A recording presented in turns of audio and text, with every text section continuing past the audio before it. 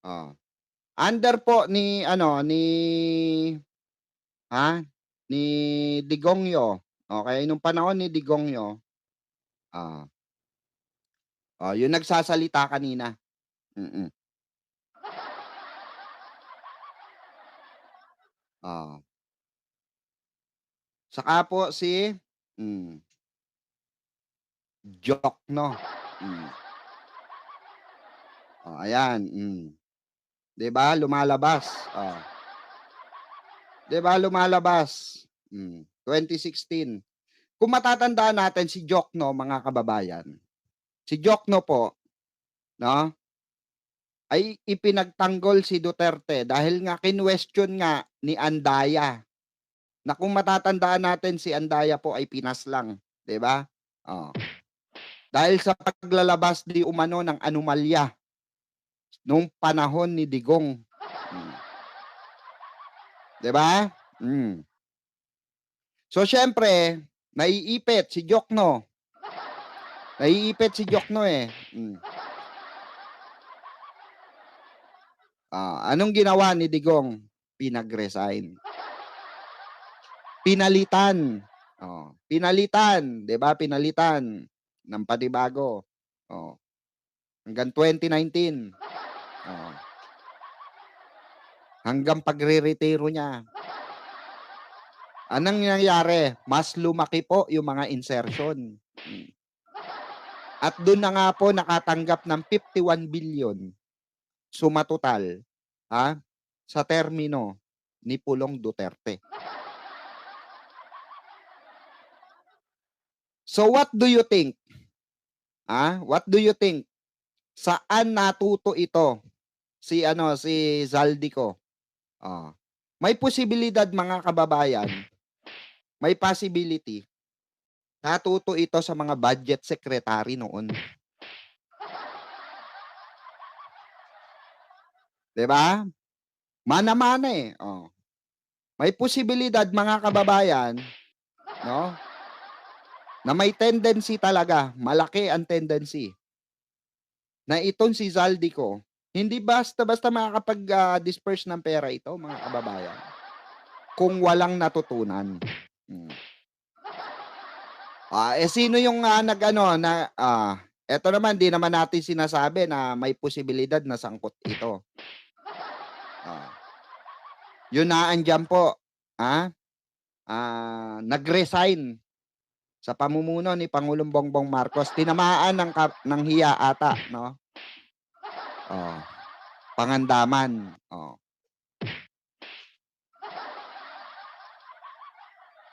'di ba? I-connect natin mga kababayan, 'di ba? Bakit ka magre-resign, 'di ba? Hmm. Hindi naman namin sinasabi magnanakaw ka. May nagsabi ba magnanakaw si Pangandaman?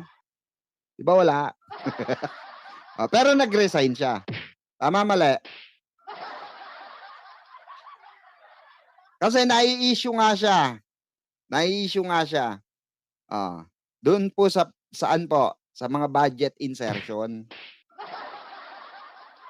na tinatalakay ni Senator nino po, ni Senator, Panfilo Lacson. Oh. Kaya nga sabi niya, kaya nga sabi ni Senator Panfilo Lacson, paanong papa-insert si Pangulong Bongbong Marcos sa budget na, sa budget 2025 at 2026, 'di ba? Paano? May NEP na siya, eh. Oh. May NEP na si Pangulong Bongbong Marcos. Kaya nga pinabito niya yung mga budget insertion. Tinanggal po si Pangulong Bongbong Marcos ang nagtanggal ng insertion. Binito niya po. Yun ang sabi mismo ni Senator Panfilo Lacson, 'di ba, mga kababayan? So malinaw na malinaw mga kababayan ko, 'no, na itong hocus-pocus na ginawa nila Zaldico ay malaki po ang kinalaman nitong mga nag-resign, 'di ba? 'Di ba? Kasi hindi naman natin sila hinuhusgahan that time, eh. Oh, may nanghusga ba sa kanila that time? Wala po. Pero tinamaan sila ng hiya. Oh. Ganun talaga pag mga walang hiya, di ba? Siyempre, kung ikaw nadadawit ka na, hindi ka pa ba mag-resign? Oh. Di ba? Parang nangyari kay Jokno nung panahon ni Digong. Dahil ini-issue siya ni Andaya, bago mamatay si Andaya, bago patayin, bago tsugiin sa kanyang pamamahay, mga kababayan. Kaya nga natakot na si Marcoleta, di ba? Baka siya sumunod eh. Oh, kung matatandaan nyo, mga kababayan, si Marcoleta at Andaya po ang naglabas ng DPWH leak. Oh. Yung mga flood control issue, flood control project, flood control insertion. Oh. Anong nangyari kay Andaya nun? Di ba? Oh. Mismong pamamahay niya. Sino binabanatan niya nun? Si Digongyo at si Jokno. 2016 mga kababayan.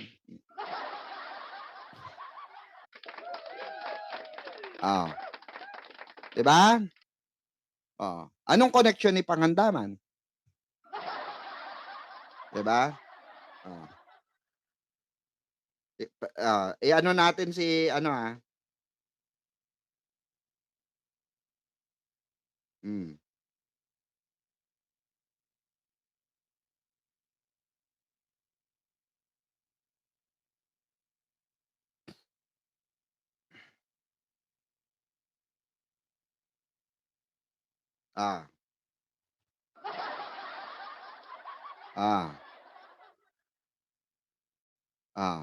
Secretary. Secretary of the Department of Budget. Pero hindi namin sinasabi dito, Pangandaman, na magnanakaw ka. Hindi Huwag sasama loob mo, ha? Huwag sasama loob mo. Kasi pansinin nyo yung pansinin nyo po yung tawag dito. Pansinin nyo po yung pangyayari, mga kababayan. Parehas na parehas nung panahon ni Digong. Tama, mali. Binanata ni Jokno at Marcoleta. Sino po? Binanata ni Andaya at Marcoleta si Jokno. Tama, mali. Ang binanata naman nila Zaldi ko noon, nung panahon na to, ayan, dinawit niya sila Pangandaman.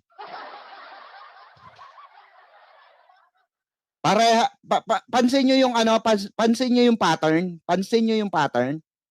Budget secretary, mga kababayan. Diba? So meaning to say, mga kababayan, nag-uusap yan. May tendency nag-uusap yan. Diba? Kasi di umano, ayon kay Senator Panfilo Lacson, bakit magkakaroon ng budget insertion? Bakit piling-pili ang malalaking budget sa iisang distrito? 500 million isang distrito. Diba? Doon pa lang hindi nakakapagtaka na eh. Kaya ni-research ko to, mga kababayan eh. Ni-research ko to. Ang sabi ko, imposible na wala nagturo, no? Imposible na wala nagturo kay niyan, kay Zaldi ko kung paano makakapag-disperse ng pera. Tama, mali? Imposible. So syempre yung pattern kaparehas nung pattern kay Digong. Parehas na parehas eh. Gamit ang DPWH. Dawit sino? Budget secretary. Same pattern, 'di ba? Pero hindi natin sinasabi mawalang galang na po, disclaimer Hindi namin sinasabi baka magalit yung ano, yung, ano ni Pangandaman, eh. Yung feelings ba niya, yung feelings ba? Feelings. 'Di ba? Oo, importante yung kanyang feelings. 'Di ba? Oo. Importante kasi ano, maging ano rin tayo, 'di ba? Sensitibo rin tayo paminsan-minsan. Eh, yun lamang ay Pangandaman, madam, 'no, Madam Secretary noon. Yun lamang ay aming, interpretasyon na parang tila ba parehas ng pattern sa panahon ni Digong. Nadawit ka. Eh, nung panahon ni Digong, 'di ba, nadawit si Jokno. Budget secretary rin siya nun. Ikaw din. Sa panahon ngayon ni Pangulo. At ang issue nga, flood control din. Same din kay Pangulong Bongbong Marcos at kay Pangulong Duterte. Oh. 'Di ba mga kababayan? Oh.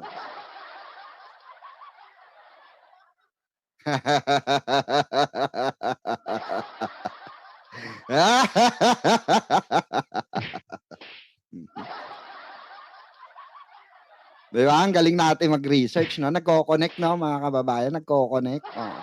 Ako rin, di rin ako makapaniwala. Ba? Nag-connect? Oo. Nag-connect. Di ba?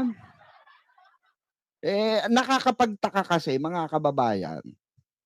Hindi mo naman kailangan mag-resign kung hindi ka guilty, eh.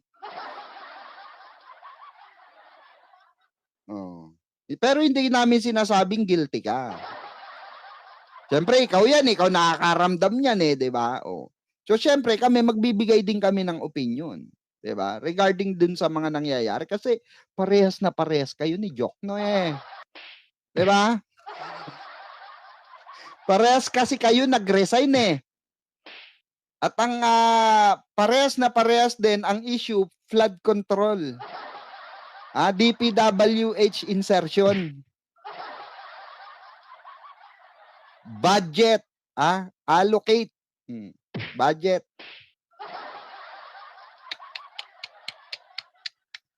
Pero hindi namin sinasabi dito magnanakaw ka. Oh. 'Di ba, mga kababayan? Oh. So dito natin makikita, mga kababayan, kung gaano katuso itong mga ito. Dito natin makikita kung paano sila dumiskarte sa kaban ng bayan. Oh. 'Di ba? Kasi po, mga kababayan ko, mga kabenggador, itong kaban ng bayan, itong pera natin, itong mga taxes natin, okay? Itong mga taxes natin, ito ang favorite nila talaga. 'Di ba? Ito tulad nito, ha. Ito yung isa sa mga katibayan natin. Na nung panahon ni ano, ito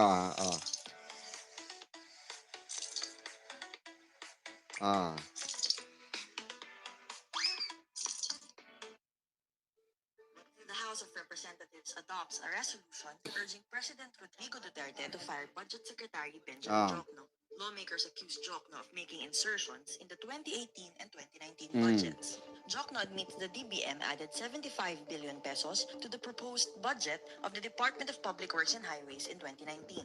But Majority Leader Rolando Andaya says neither Public Works Secretary Mark Villar nor Duterte himself are aware of the 75 billion pesos. Minority Leader Danilo Suarez and Andaya also alleged that Jokno used his influence as budget chief so that several road and flood control projects in Casiguran and Sorsogon worth 10 billion pesos will be approved in 2018.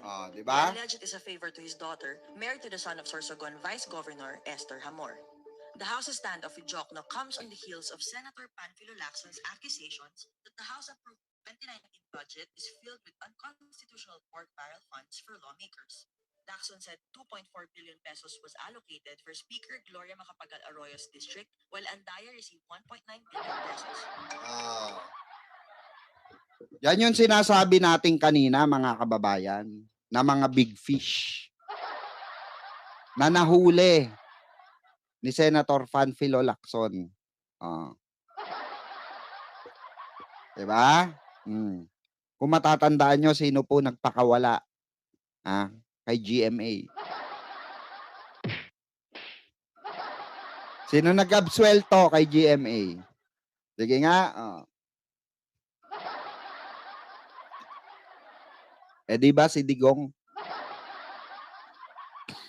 So paano nangyari, no?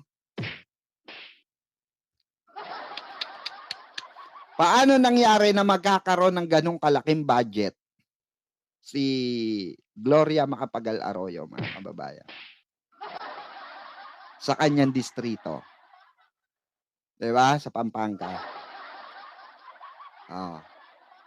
Dahil nga kalyado eh. 'Di ba? Kaya nga itinumba si Andaya, mga kababayan.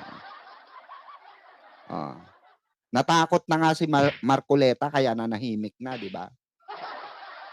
Ang ginawa na lang ni Marcoleta, kumampi na lang kay Duterte.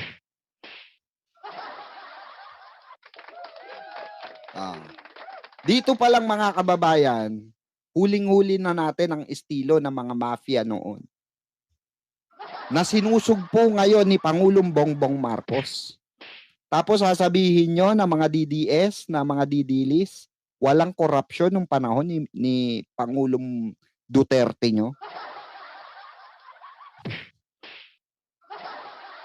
Tapos pag nilatagan kayo, pag nilatagan natin sila na resibo, mga kababayan, wala na, uutal-utal na.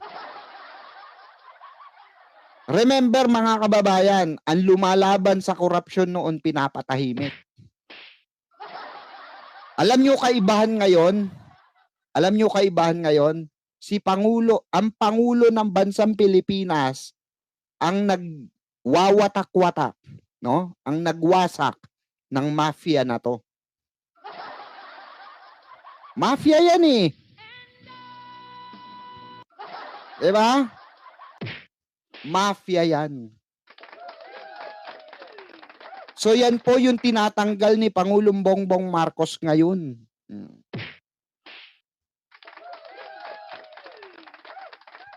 So wag nyo sabihin, mga didiles, no? Especially wala naman kayo mailatag.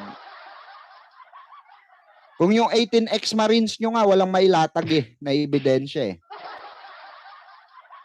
Si Mike Defensor nga walang mailatag na ebidensya na magdidiin kay Pangulong Bongbong Marcos. Diba?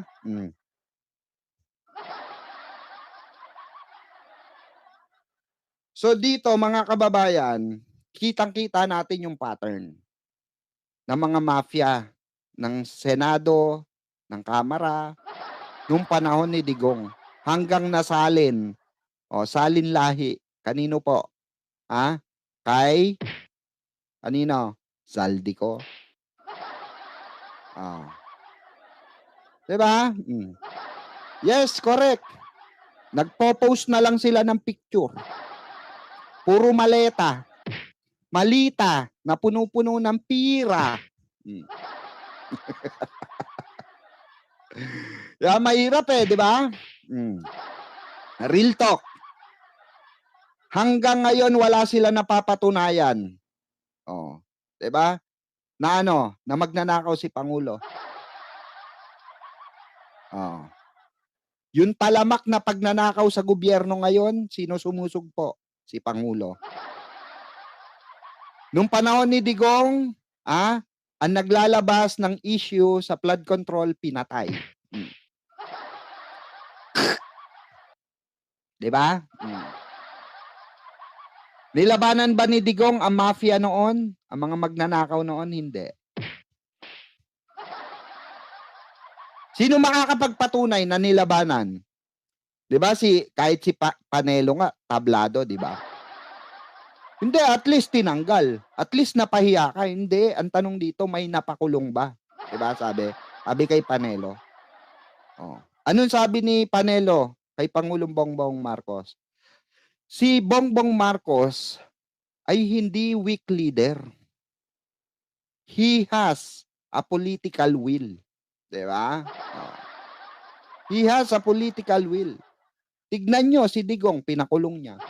Tignan mo si Quiboloy, pinakulong niya. So, he has a brain. Diba? He has a political will. Yan ang sabi ni Nino Panelo. Si Digong hindi, alam ni Panelo na si Digong hindi niya kinaya yung ginagawa ni Pangulong Bongbong Marcos ngayon. Dahil sa totoo lang mga kababayan, ang sinasagasaan ni Pangulong Bongbong Marcos ay napakalaking sindikato ng ng sanlibutan. Konektado hanggang labasan. Hanggang looban. Yan po ang katotohanan mga kababayan. Kaya itong si Zaldico, natuto to malamang sa malamang. May posibilidad. Malaki ang posibilidad at naniniwala ko, natuto ito sa mga budget secretary. Kasi nung panahon pa lang ni Digong, alam na ang kalakaran kung saan ipapalabas ang pera. Allocate. DPWH project. Kaya nga talamak ang Ghost Project nung panahon ni Digongyo. Na sino ang nagtuloy? Sino ang nagtapos? Si Pangulong Bongbong Marcos. Kaya nga wala natapos na proyekto, di ba? Flagship. Oh. Wala natapos na build. Under build. Sino po? Si Digong. Na ang katwiran ng mga DDS or mga DDLs, mga kababayan, hindi daw kaya pagsabay-sabayin. Ba't si Pangulong Bongbong Marcos natapos niya yung mga flagship niya? Mga dam niya. Oh. Yung mga patubig niya. Yung mga dam site na pangako niya sa mga magsasaka na kasama sa flagship niya. Over 300. Oh. Flagship finish. Sinimulan niya, tinapos niya. Ba't si Pangulong Bongbong Marcos kaya niya? Oh. Bakit si Digong hindi niya kinaya? Dahil nga dyan sa nabisto ni Senator Panfilo Lacson during budget budget debate ng BICAM report. Kaya dyan sa bicameral committee, nabisto na ni Senator Panfilo Lacson . O kaya nga si Legarda nung panahon na yon, todo depensa. Dinidefend. Yung sino po? Hindi ko sinabing si Gloria Macapagal. Yung mga kongresista na nai-issue sa nakatanggap ng 500 million isang distrito. Porac, Pampanga.